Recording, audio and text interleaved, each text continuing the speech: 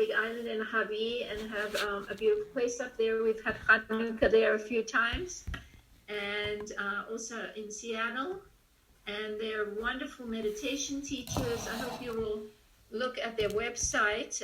They do lead meditations 3 times a week, I believe, and 4 times. Oh, sorry. And it's their website is wisdomatwork.com, at spelled out. And so please check them out, because they really are amazing teachers, and I always feel blessed when I can join them. And they've also led meditations at our North Hawaii Chavurah gatherings many times over the years when they've been here. So here we get to see each other across Zoom, which we will reluctantly become accustomed to, but it is the way that we can all join each other from whatever part of the island we are on, and including on other islands like Japan. So that's actually the benefit and the blessing of that as well. So in the darkness, we can always find light. And I'm going to turn it over now to Michelle and Joel. And thank you so much for being here.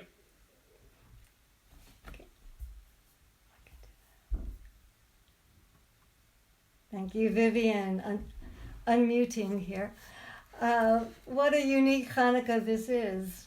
I love that invitation from the Kona Beth Shalom group of why is this Hanukkah different from all other Hanukkahs, and just having this, it's a good question to remember. Just being able to connect this way has its blessings as well as its challenges, that we can all be together.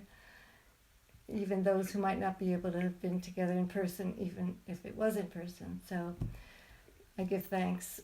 So happy Hanukkah, everyone. And we would just say a few words, and then we'll light the candles together, and then a few more words, and then a meditation, and then we'll have some time to share as well. So I just wanted to acknowledge that during this darkest time of our year, we bring light to our outer world through these 8 days of increasing candlelight. And beneath or underneath this outer ritual is the inner work of affirming light, even when we're caught in these most challenging of times. We light our Hanukkah candles to remind us of the greater light that we are, and to awaken more fully to this light of awareness, the light of consciousness that yearns to express more compassionately through each one of us. So right now I'd encourage you to, if you don't already have your candles set up, to set them up, and to take your shamash candle. And as you light the shamash, the helper candle or the server candle that is used to light the other candles, I invite you to imagine that you are like this shamash, sharing your light with all you meet.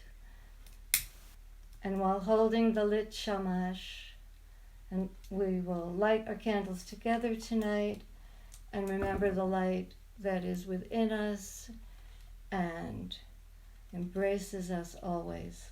And let us recite the Chanukah blessings together, but I think we'll just have one microphone on, so we will imagine us all singing it together, so otherwise we won't be synced up. Baruch atah Adonai Eloheinu melech haolam asher kitshanu b'mitzvotav v'tzivanu le'adlik ner shel Chanukah. Blessed are you, Eternal One, our God, universal creative presence, who sanctifies us with paths of holiness and gives us this path of kindling the light of Chanukah. And now the second bracha. Baruch atah Adonai Eloheinu melech haolam she'asa nisim lavotenu bayamim hahem bazman hazeh. Blessed are you, Eternal One, our God, universal creative presence, who worked miracles for our ancestors in those days and at this time.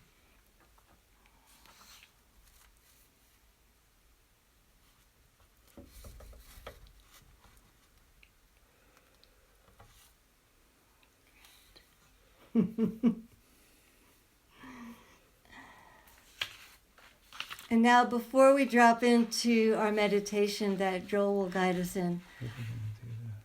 Oh, what? Joel's asking a question. Shabbat candles first. And then You want to do the Shabbat candles first before we come back to the meditation? Okay, good memory. Let's do that.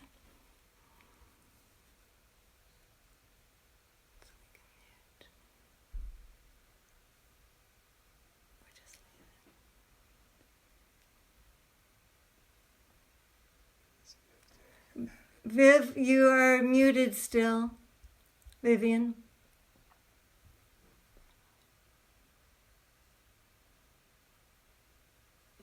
Yeah, okay. All right. So bring your Shabbat candles if you hopefully have lit those as well now. And no, I don't think I can. Mine are flat, so it's kind of hard to see them. But anyway, all right. So bring the light from the Shabbat candles as well into your heart and feel that light radiating out to our neighborhoods, our community, our island, and the state and the whole planet. Okay. Baruch atah Adonai Eloheinu melech haolam asher kitshanu b'mitzvotav v'tzivanu lahadlik ner shel Shabbat. All right, so back to you.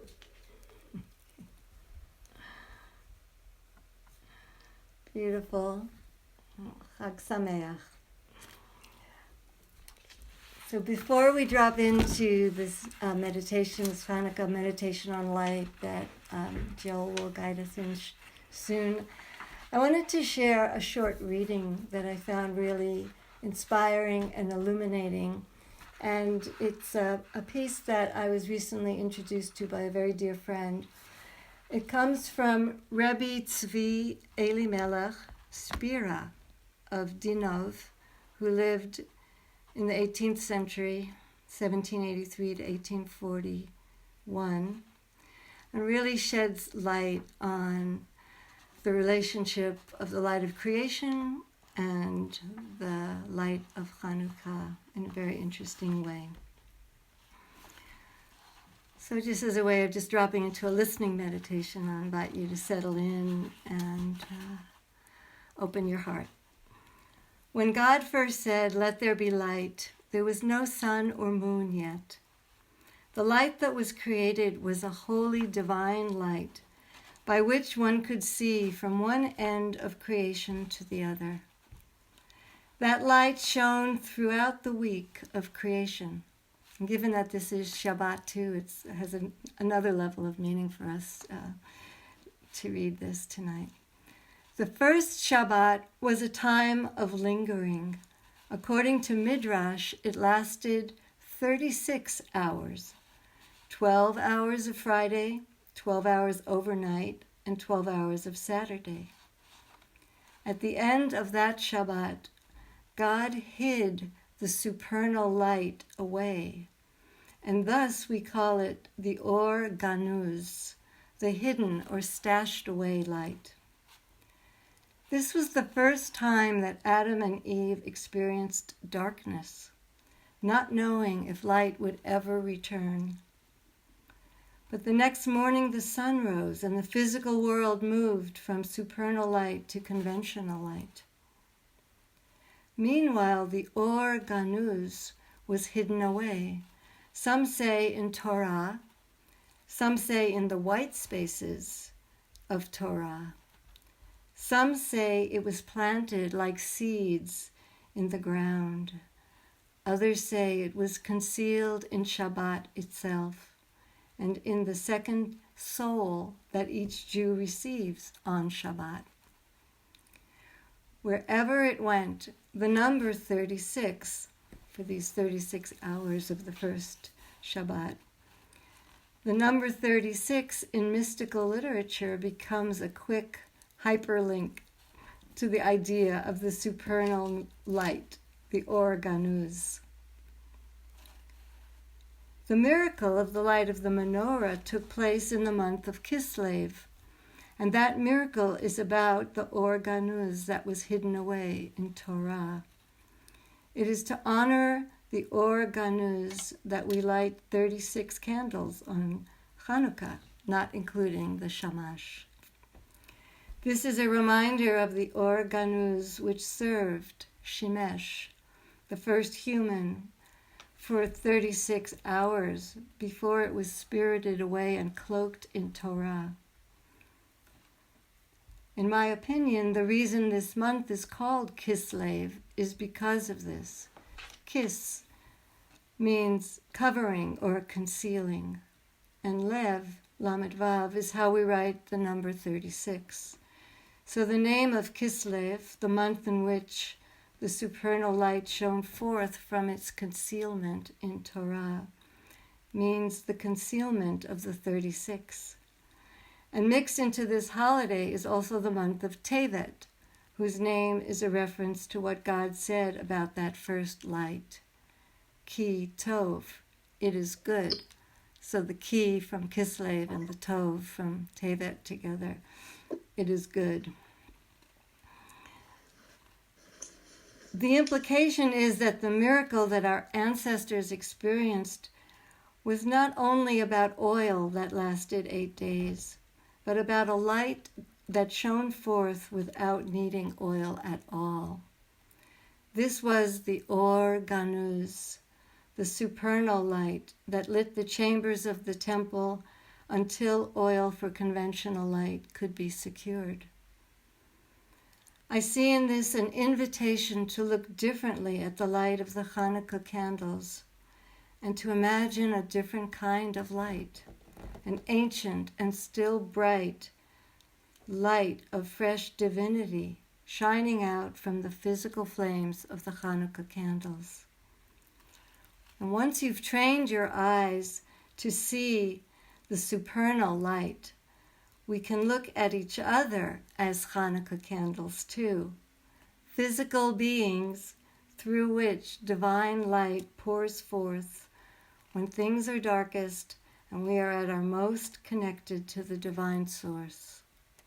We reveal our hidden light, and it is good. Ki Tov. So as you look at the screen right now, I invite you to just behold all of us as candles in the great cosmic menorah. And as we reach up and touch our hearts now, I'd invite us just to intone the mantra Shalom. And as we do, to kindle our own light, to call forth that hidden light within ourselves with the sound of Shalom. Shalom.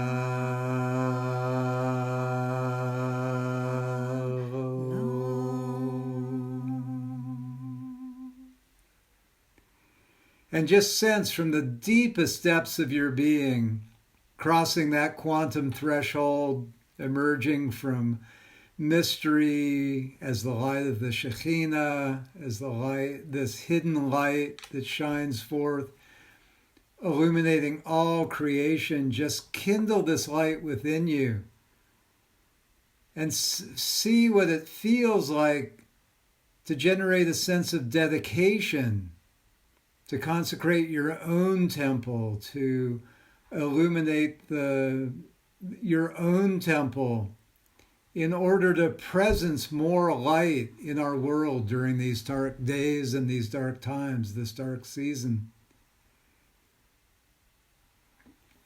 Allow the flow of your breath to be like the fuel for that flame to shine more brightly. And envision extending and radiating this light from your heart into the hearts of any loved ones or friends. To extending this light into the hearts of all the brothers and sisters here on the screen, adding your light to their light, kindling within them and awakening to the light within them, that they might realize this light, that they might awaken more fully to this light, that they might dedicate themselves to kindling this light and presencing it as a source of blessings and inspiration for all beings. And sense as though you're like the great cosmic Shamash yourself, as your heart reaches out to whoever it light reaches out to, their hearts come ablaze. That hidden light within them is called forth. They shine bright, and as they do, this light streams forth from their hearts, kindling and igniting this light within the hearts of all beings they share their hearts with. And they in turn shining this light forth, kindling the lights of all who they share their lights with in a rippling, widening circle of illumination, of blessings, of activation, of awakening, of dedication, of kindling.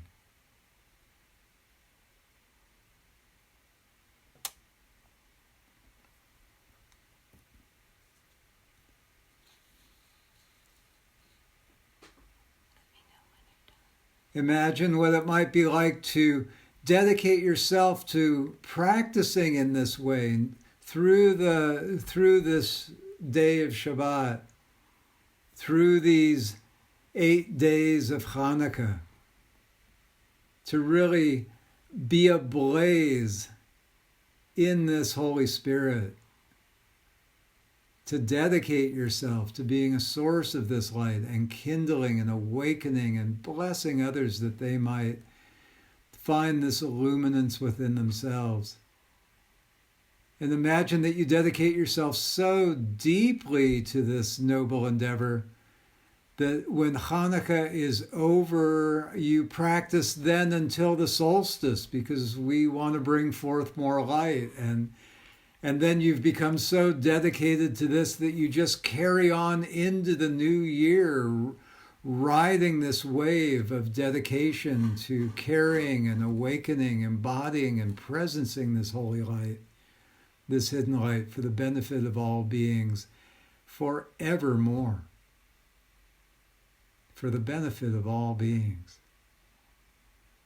who carry this holy light, this hidden light within them, but who are so distracted that they so often don't realize it. In this holy, timeless moment, to see what it might be, what your version of it might be, to dedicate yourself to this illumination, to really consecrate the temple of your many-dimensional being, that this light might stream forth from the depths of your heart in that deepest dimension of our sacred heart that is shared by all beings. Like one reservoir that feeds the lamp, the menorah, the lights, the candles. that we all are in the mystery of creation.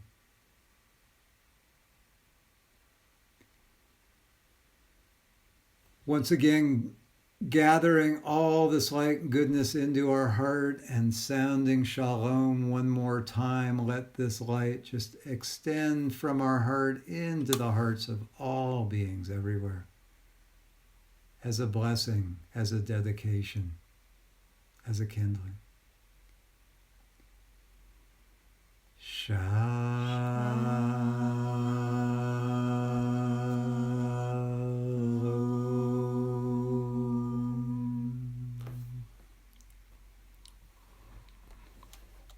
And in this way, we dedicate our temple. Chanukah means dedication, a time of renewal of the light within us as well as around us. And we reveal our hidden light, our organus, and it is good, as a blessing for all. Thank you.